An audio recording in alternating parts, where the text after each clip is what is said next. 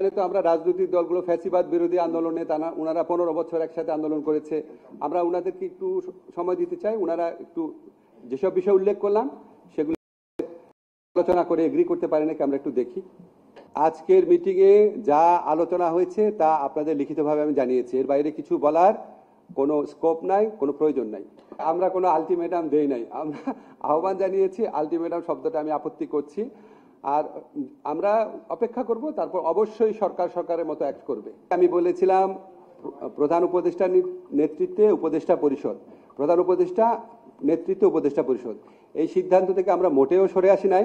রাজনৈতিক দলগুলার ঐক্যবদ্ধ সুপারিশ প্রত্যাশা করা, এটা তো আপনি আরো আপনার গুড জেস্টার হিসাবে দেখতে পারেন।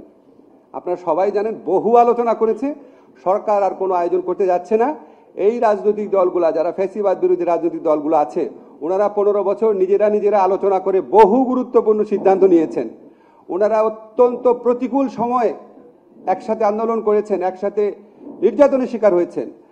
ওনারা সে উদ্যোগে নিজেরা আলোচনা করে আমাদেরকে একটা ঐক্যবদ্ধ নির্দেশনা দিবেন এই প্রত্যাশা করছি।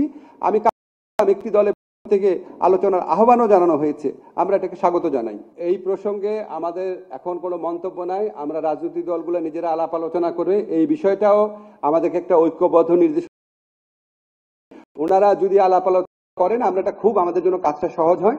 ওনারা যদি ঐক্যবদ্ধ নির্দেশনা না দিতে পারেন, অবশ্যই সরকারের মতো সিদ্ধান্ত নেবে।